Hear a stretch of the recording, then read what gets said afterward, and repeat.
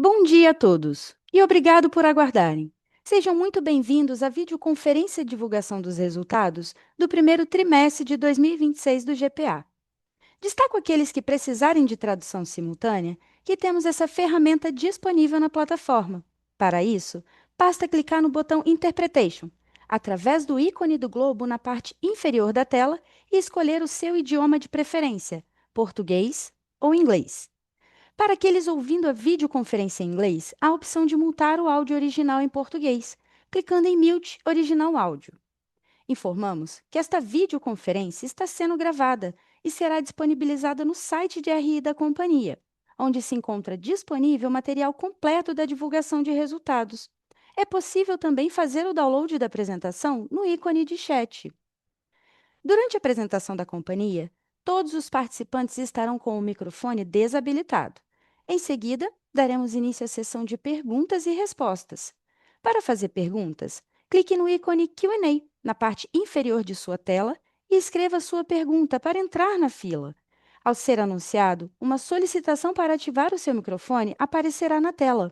E então, você deve ativar o seu microfone para fazer perguntas.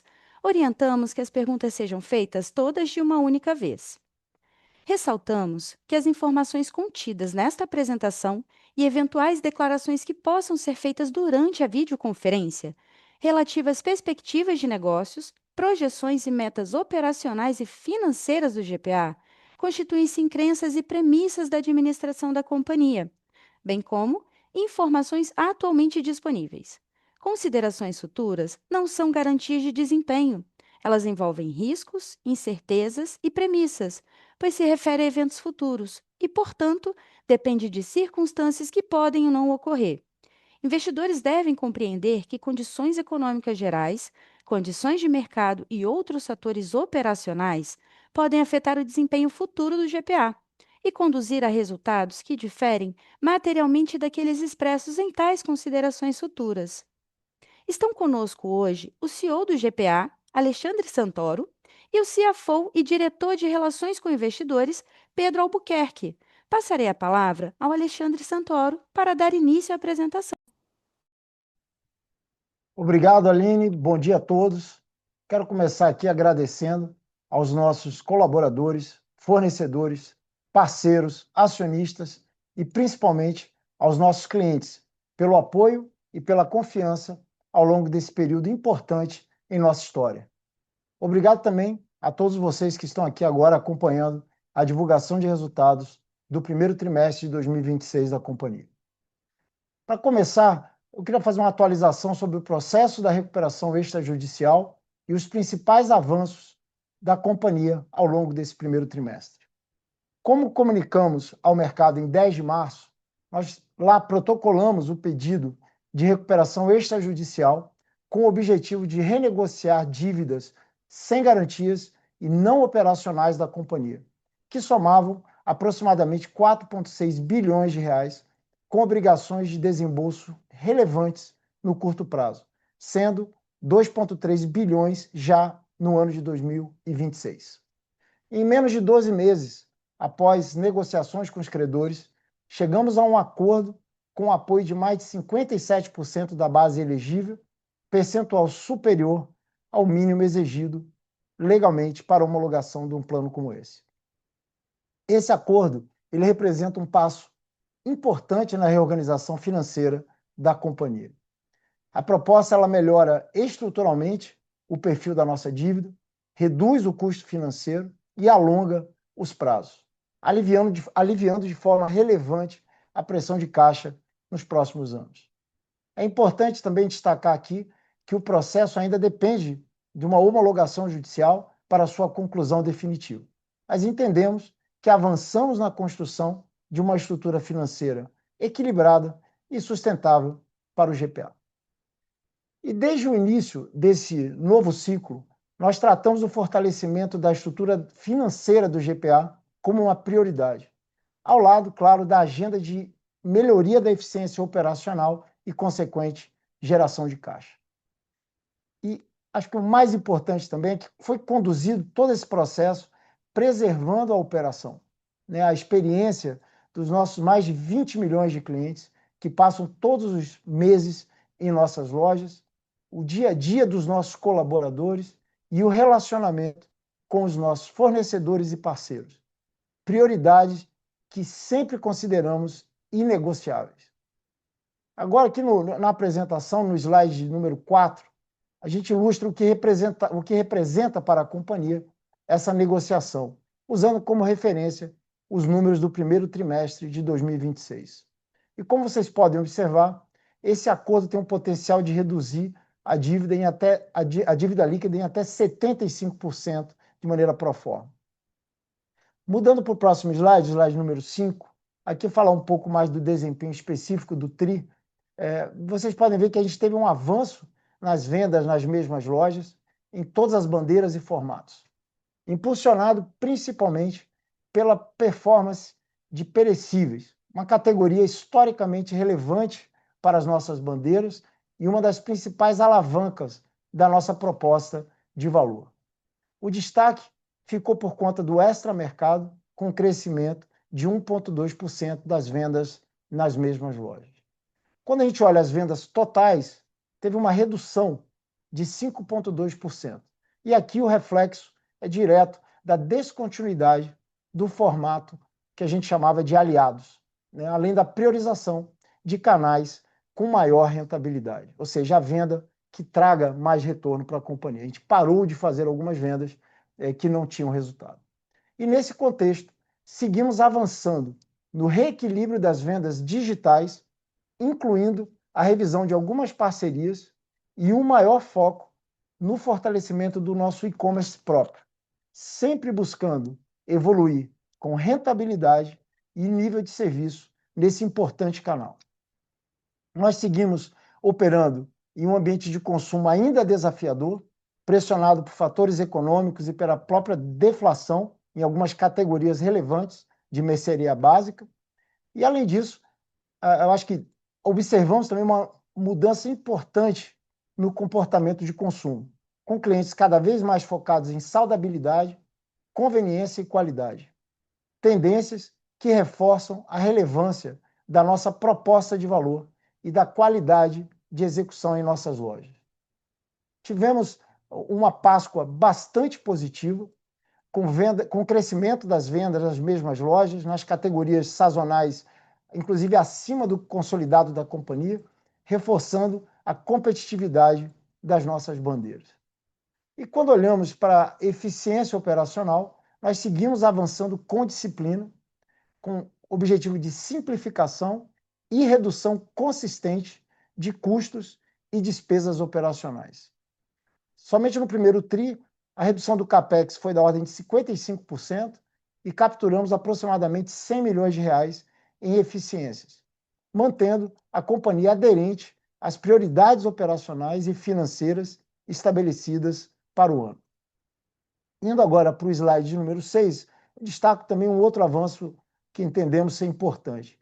Nesse período, nós reforçamos a estrutura de liderança em um momento importante da transformação, com uma diretoria executiva integrada, com experiências complementares, formada por profissionais bastante experientes, preparados para elevar o nível de execução do nosso negócio e acelerar a agenda de transformação do GPA. Nós temos um time experiente, comprometido, alinhado no longo prazo e bastante consciente dos desafios relevantes que ainda temos pela frente. E é ao lado desse time, e com o apoio do nosso Conselho de Administração e dos mais de 35 mil colaboradores que fazem o dia a dia do GPA acontecer, que vamos trabalhar para elevar o nível de execução, aprimorar a experiência dos clientes, dos nossos clientes, e ampliar de forma consistente a nossa geração de caixa operacional. Em um cenário em que o consumidor está cada vez mais seletivo e mais atento à relação entre valor, qualidade e experiência, a execução passa e continua sendo cada vez mais importante. Nesse nosso negócio, o resultado é consequência direta da execução. E é na loja que o nosso cliente decide voltar. É lá na loja que a confiança é construída. E é loja a loja que o GPA vai continuar evoluindo todos os dias. Eu passo agora a palavra para o Pedro Albuquerque, meu sócio e CFO da companhia, para detalhar o desempenho financeiro do TRI. Pedro. Obrigado, Santoro. Bom dia a todos. Passando agora para o slide 8, destacamos a evolução do lucro bruto e do EBITDA ajustado. No trimestre, tivemos um avanço de margem bruta que atingiu 30,4%, representando um crescimento de 2,9 pontos percentuais em relação ao ano anterior. Esse avanço reflete a estratégia de priorização na rentabilidade, com iniciativas como a descontinuação do formato aliados e o reequilíbrio de mix de venda do e-commerce, contribuindo com 1,2 pontos percentuais, do efeito da exclusão de determinados produtos do ICMS e ST, com impacto de 0,7 pontos percentuais, e do reconhecimento incremental não recorrente de créditos fiscais, contribuindo com cerca de 1 ponto percentual. O SG&A nominal apresentou uma redução de 33 milhões que se pese pressões inflacionárias. Esse ganho foi decorrente de iniciativas da redução de custo no contexto do Plano de Eficiência 2026. Lembrando que nesse plano temos iniciativas de CAPEX, custos e despesa. Na frente de CAPEX, investimos 87 milhões no trimestre, redução de 55% em relação ao ano anterior, reforçando nossa expectativa de encerrar 2026 entre 300 e 350 milhões. No que diz respeito à despesa, capturamos 99 milhões em ganhos, equivalente a 24% da meta anual de 415 milhões. Esse resultado reflete principalmente a redução no quadro de funcionários, a revisão de contratos relevantes, ganhos de eficiência operacionais em fretes, redução de consumo de utilities e estabelecendo novas políticas de gastos. Como resultado desse conjunto de iniciativas, a margem EBITDA ajustado cresceu para 10,5%, com expansão de 190 basis points contra o ano passado. No próximo slide, número 9, gostaria de detalhar o prejuízo líquido das atividades continuadas de 1,3 bilhão no trimestre. Como pode ser observado, a maior parte desse prejuízo está relacionada a um efeito não recorrente e sem impacto caixa, totalizando aproximadamente 1 bilhão, referente à baixa de crédito de 588 milhões, ao reconhecimento de impairment em baixa de ativos no valor de 435 milhões e 9 milhões, 10 milhões relacionados a demais efeitos que se compensam. Desconsiderando esses efeitos não recorrentes, o prejuízo líquido continuado do trimestre seria de 333 milhões. No slide 10, apresentamos uma visão do fluxo de caixa gerencial. Comentamos os últimos 12 meses, os quais geramos 522 milhões de fluxo de caixa livre operacional após CAPEX, avanço de 65% em relação ao período anterior. Esse desempenho reflete a combinação de 3 fatores: da melhoria do EBITDA ajustado pré-IFRS 16, que atingiu 899 milhões, com crescimento de 60 milhões, da variação em outros ativos e passivos operacionais de 245 milhões, proveniente de uma queda de despesas legais e desembolso de impostos, e da redução de CAPEX. Parte desse ganho foi compensado por maior alocação de caixa para fornecedores, impactando o capital de giro de mercadorias e deteriorando o prazo médio de fornecedor em 7 dias, com o objetivo de preservar a normalidade da operacional durante o processo de recuperação extrajudicial. Na linha de CAPEX, investimos 507 milhões nos últimos 12 meses, já refletindo um ponto de inflexão, com redução de 202 milhões. Esse movimento começou no quarto TRI de 25, a partir da revisão do plano de investimento da companhia, e deve se intensificar ao longo de 2026. Passando agora para outras despesas operacionais, seguimos observando uma redução na comparação com o ano anterior. Essa linha totalizou 527 milhões no período, com queda de 222 milhões, beneficiada majoritariamente por efeitos positivos e pontuais no quarto TRI de 25. Por fim, o resultado financeiro líquido totalizou 967 milhões, com aumento de 337 milhões em relação ao mesmo período do ano anterior. Essa variação reflete principalmente a concentração nos últimos 12 meses das renovações de seguro-garantias vinculadas a discussões tributárias, além de novas emissões, da alta taxa de juros, com impacto sobre o custo da dívida e da redução do caixa médio do período. A seguir, no slide 11, gostaria de reforçar os impactos que teremos após a conclusão do plano de recuperação extrajudicial, no reequilíbrio do perfil de endividamento da companhia e da necessidade de caixa prevista para os próximos anos. Quando Santoro e eu chegamos no GPA, tínhamos a previsão de desembolso de aproximadamente 5,2 bilhões nos próximos 2 anos. A conclusão da recuperação extrajudicial reduzirá esse montante para cerca de 700 milhões, dos quais aproximadamente 300 milhões deverão ser endereçados com recursos da venda da FIC, nos termos do plano DRE. Além disso, o prazo médio da dívida deverá passar de 2,1 para 6,4 anos e estimamos a redução no custo médio da dívida de CDI mais 1,8 para CDI mais 0,5% ao ano. Adicionalmente à descompressão de fluxo de caixa, a dívida líquida financeira da companhia poderá ser reduzida para 822 milhões, que é de 74%, o que representaria uma alavancagem financeira de 0,9 vezes, considerando a posição do primeiro TRI de 26 pro forma após a conclusão da recuperação extrajudicial. Essa nova estrutura de dívida pecuniária e fluxo de pagamento possibilitarão a continuidade da execução do turnaround já em curso, além de permitir endereçamento de demais passivos. Gostaria de agradecer o apoio dos credores nesse processo, fornecedores e todo o time que suportou a operação no período RE. Passo agora a palavra de volta para o Santoro, que irá fazer suas considerações finais. Obrigado, Pedro.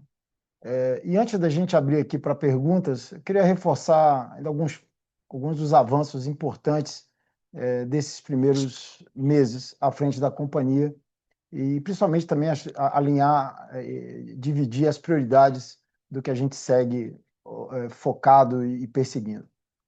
Foram, né, tem um pouco mais de 4 meses aqui, um trabalho intenso de reorganização, estabilização e definição clara de prioridades.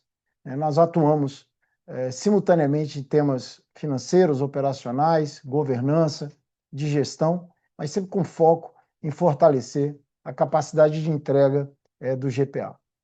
Nós estamos falando aqui de uma das companhias mais tradicionais e relevantes do varejo brasileiro, com marcas fortes, dezenas de milhares de colaboradores e uma relação histórica com milhões de clientes em todo o país. Isso traz, obviamente, uma enorme responsabilidade para todos nós. A recuperação extrajudicial foi, sem dúvida nenhuma, um dos marcos mais relevantes desse período. Nós conseguimos avançar, eu diria rapidamente, numa negociação complexa, preservando a operação, o relacionamento com os fornecedores e a experiência na ponta para os nossos clientes. Ainda há etapas pela frente, claro, incluindo a própria homologação final dessa recuperação, mas entendemos que demos um passo importantíssimo na reorganização da companhia. E em momentos como esse, o nosso papel é trazer estabilidade, clareza de prioridades e direção. E foi exatamente isso que buscamos construir nesses primeiros meses. Mas uma transformação como essa acontece quando existe um alinhamento muito forte entre a gestão, né, uma governança que suporte isso, um alinhamento com os acionistas e a operação no final, com muita disciplina na execução, com visão de longo prazo, mas também com senso de urgência ao mesmo tempo. Do ponto de vista operacional, nós iniciamos uma agenda bastante disciplinada de melhoria de eficiência, de simplificação e de controle de gastos. Reduzimos o CAPEX, capturamos algumas eficiências e seguimos aprofundando a revisão de processos, estrutura e alocação de capital, sempre com foco em produtividade, rentabilidade e geração de caixa operacional. Seguimos com o cliente no centro das decisões, buscando evoluir a experiência da compra, o sortimento, o nível de serviço e a competitividade da nossa proposta comercial para cada uma de nossas bandeiras. Também vamos avançar gradualmente no endereçamento dos demais passivos e prioridades estratégicas da companhia. Acho que poucas empresas no varejo brasileiro têm a relevância, a história, a capilaridade e a conexão com os clientes que o GPA construiu ao longo das últimas décadas. Ainda temos muitos desafios pela frente, a gente tem plena consciência disso, mas também acreditamos que a companhia reúne os atributos necessários para voltar a evoluir de forma consistente ao longo dos próximos anos, ao longo do tempo. Estamos construindo aqui agora as bases mais sólidas para o futuro, com mais disciplina financeira, com mais simplificação na questão operacional e um foco maior no cliente e uma cultura cada vez mais orientada à execução. O lema aqui nosso é fazer o básico bem feito. E, pessoalmente, me sinto honrado em poder contribuir nesse momento da companhia. Muito obrigado e eu abro agora o espaço aqui para as perguntas.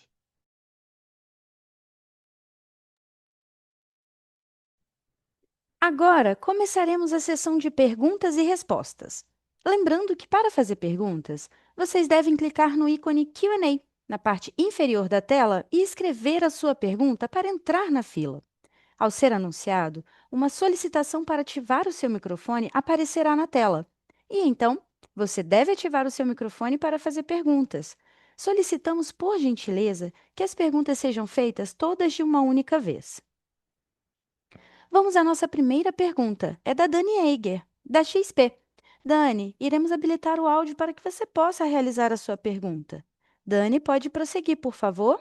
Bom dia, obrigada por pegar minha pergunta. Eu tenho duas aqui do meu lado. A primeira eu queria, eu sei que vocês estão no momento, né, que vocês estão focando muito nessa questão do plano, esses ajustes e reestruturação, mas olhando do lado da operação, que vocês até falaram que vai ser também agora um foco grande, a gente tem visto uma transformação relevante, né, tanto na dinâmica de consumo geracional, até essa questão do GLP-1 e até mesmo aí num ambiente mais macro, essa dinâmica de renda, né? Então, queria ouvir de vocês, talvez, primeiras ou impressões ou primeiras iniciativas que vocês já têm clareza no sentido de melhorar de fato a venda, né? Seja via preço, seja via sortimento, enfim, eu acho que seria bacana trazer um pouco do lado de vocês essa leitura e aí até o diagnóstico que vocês têm visto em termos de como tem sido o comportamento do consumidor em relação à cesta, em relação à composição de categorias, eu acho que seria bacana.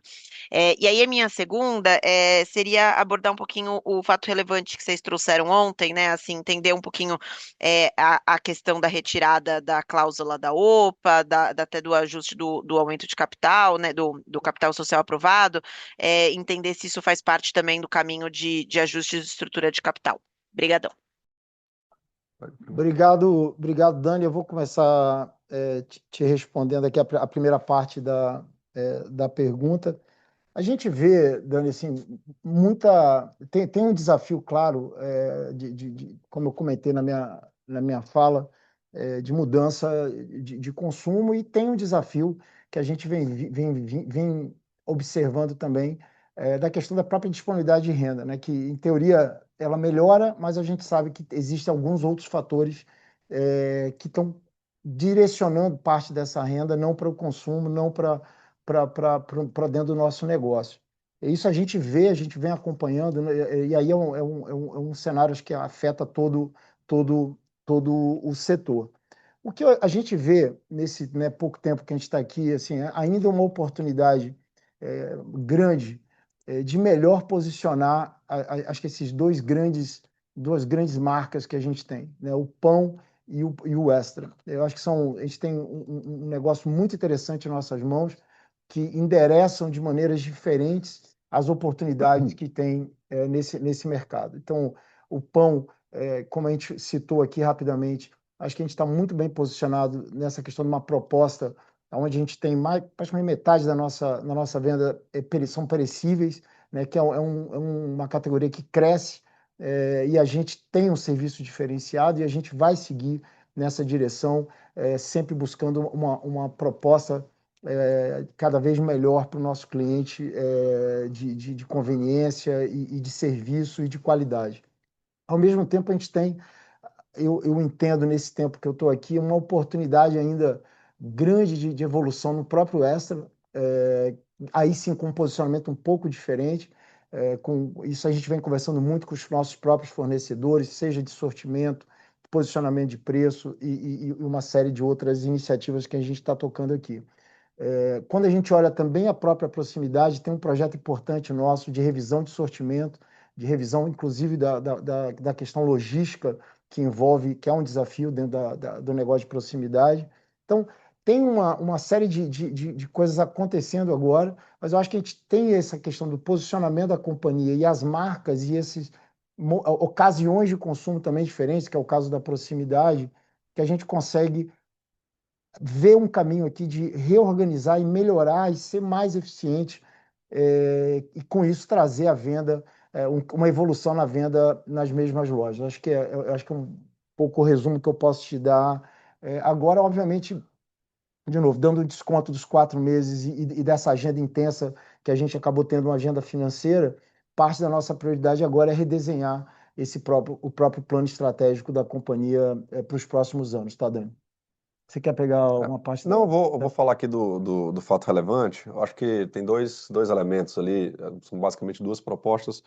Uma é a questão da autorização do aumento do capital autorizado. Isso é até parte do plano, quando você olha ali dentro do âmbito da RE, a gente está fazendo uma emissão de debênture conversível, e aí no momento que a gente for fazer a emissão da debênture conversível, a gente vai ter que fazer dar o direito de preferência para a eventualidade de outros acionistas que quiserem entrar, aderir à debênture conversível, e aí você acaba tendo que fazer já a aprovação desse capital, e aí é um pouco até maior, porque você tem que, se você vê a dinâmica, essa debênture pode ser não necessariamente convertida em cada janela, então ela vai se estendendo até o final do período, então a gente já basicamente assume até os juros no cenário que essa debênture fosse conversível no último período, né, no vencimento dela, na última janela, que se não me engano acho que é 2031. Então é mais até no âmbito da própria RE que entrou esse desenho, e aí a gente achou adequado também trazer de novo essa provocação da Poison Pill, vis-à-vis também que vai ter uma possibilidade aí de conversão. Eu acho que é um outro tópico que os acionistas querem trazer em pauta, né?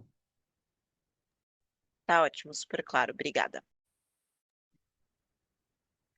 A nossa próxima pergunta é do Alexandre Namioka, do Morgan Stanley. Alexandre, iremos habilitar o áudio para que você possa realizar a sua pergunta.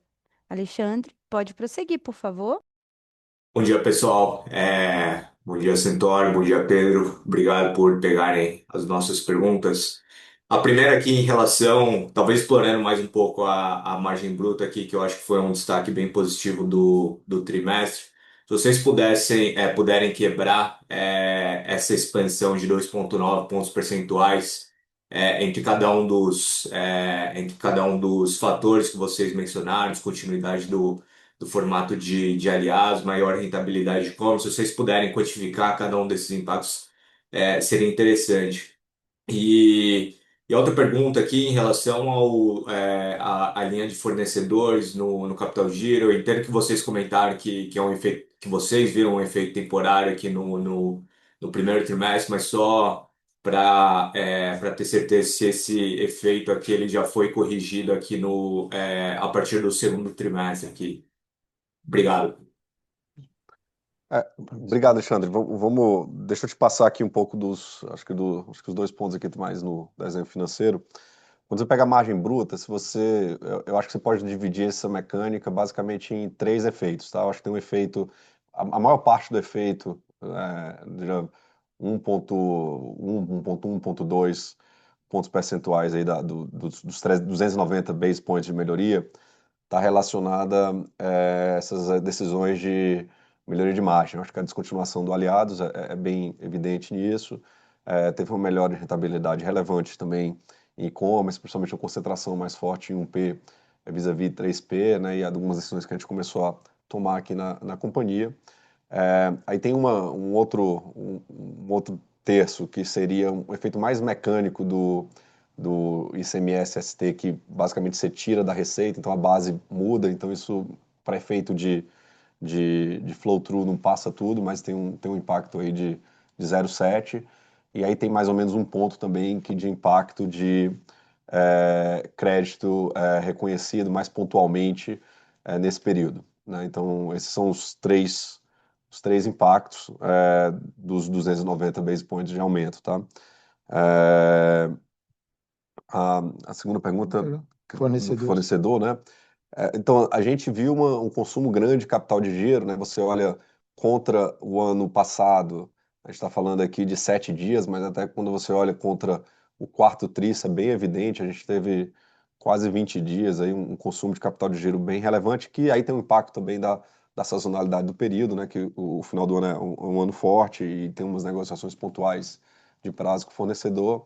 A gente percebe aqui, né, nessas discussões fornecedores que nos suportaram muito durante esse período da RE, das negociações, se normalizando. Ainda tem um processo de continuidade, mas a gente entende que isso deve ir progressivamente evoluindo ao longo do segundo trimestre. Não sei se o Santoro quer falar alguma coisa, Não, mas acho que é são isso. os pontos aqui. Perfeito, obrigado, pessoal. A nossa próxima pergunta é do Gustavo Fratini, do Bank of America. Gustavo, iremos habilitar o áudio para que você possa realizar a sua pergunta. Gustavo, pode prosseguir, por favor. Bom dia, pessoal, tudo bem? Obrigado por pegar nossas perguntas. Do nosso lado são duas. A primeira, eu queria saber se teve algum update da discussão de contingências tributárias. A gente viu que teve uma leve queda do quarter over quarter, uns 3%, mas seria legal ter alguma noção se como estão as negociações para reduzir esse passivo. E a segunda, eu queria entender um pouco mais sobre as despesas de selling. Eu sei que vocês estão tentando reduzir o máximo possível, mas ela ainda foi, talvez aqui foi um pouco ofensora, muito a ver com também uma queda de receita, mas o que está sendo feito nessa linha para tentar mitigar o impacto de uma venda mais fraca? Obrigado. É, vamos lá. Pegando aqui, a primeira pergunta era sobre O o tributário. tributário, né? O update tributário. Gustavo, a redução é muito mais da utilização mesmo, do ongoing que a gente tem das contingências, né? Lembrando que a gente teve aquele acordo, o acordo paulista, né? Que a gente vem cumprindo e aí teve uma redução relevante aí dos passivos. No âmbito da grande discussão aí, que é mais dos passivos federais, a gente dá segmento, acho que não tem muita atualização além do que eu acho que é o próximo capítulo de prioridade da companhia, que a gente está sendo bem focado e trabalhando bastante aqui em endereçar. Eu acho que também no âmbito da RE esse desenho ajuda a gente a ter um pouco de discussão e desaliviar um pouco descomprimir o balanço, né, de forma que você consiga também ter um fluxo de pagamento para adequar para esse processo, mas ainda é um processo em discussão e assim que tiver alguma novidade a gente vai trazer para vocês aí uma atualização, tá bom?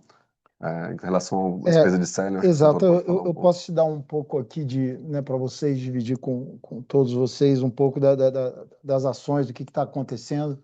Eu acho que posso separar em alguns blocos. O primeiro bloco é um bloco de estrutura, efetivamente. Assim, a gente redesenhou a nossa sede corporativa. A gente tem uma estrutura hoje, eu diria, aí, por volta de 25% menor do que ela era ao início do ano. Tá? Então, teve uma redução importante, entre 20% e 25%, de adequação à realidade da companhia.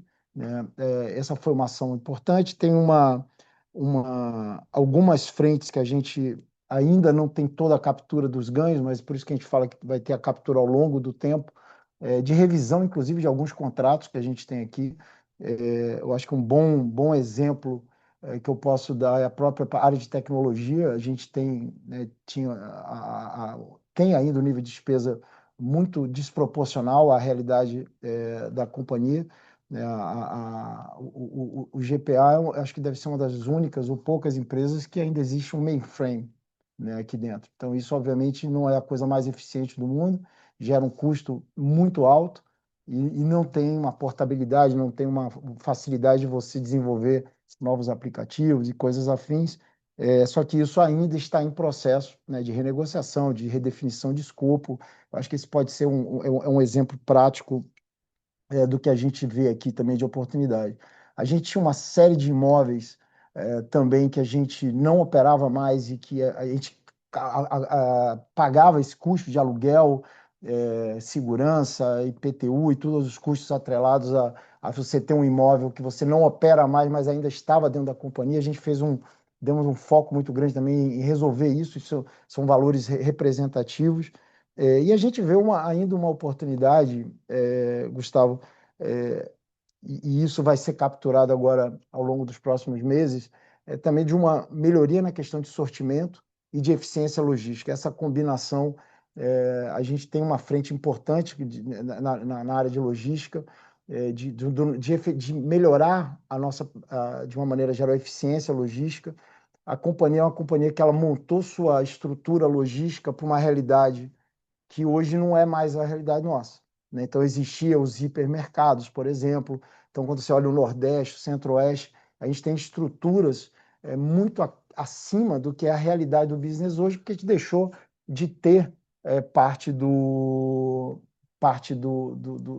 dessas lojas que existiam no passado. A logística foi criada em cima disso e hoje em dia não tem mais as lojas. Então, tem uma série de iniciativas que são, no final, para o objetivo de ganho de eficiência e simplificação do nosso negócio. A gente também fez uma ação muito importante no campo de ajuste também de quadros na operação, no campo, aí sendo muito cirúrgico, algumas bandeiras de alguns negócios que a gente precisava reforçar o quadro, outras que a gente precisava readequar o quadro à realidade. Então, isso tudo somado, a gente já captura parte do guidance que foi dado no passado em termos de custo, mas ainda tem muita coisa acontecendo para ser capturado aí ao longo dos próximos meses. A gente vai estar atualizando vocês, mas eu acho que as grandes linhas são essas. É isso que eu comentei aqui, tá, Gustavo? Também acho que é importante no quad selling especificamente, você sempre tem o maior drive ali é sempre a questão de pessoal, né? E aí você já tem um dissídio que então você já nasce com headwind, mas eu acho que essas ações aí que o Santoro mencionou, a gente está trabalhando aí para reduzir, tá? Então acho que é um pouco mais por vir ainda. Super claro. Obrigado, pessoal. A sessão de perguntas e respostas está encerrada. Agradecemos a presença de todos e informamos que a videoconferência está encerrada. O Departamento de Relações com Investidores está à disposição para responder as demais dúvidas e questões. Muito obrigada aos participantes e tenham todos um bom dia.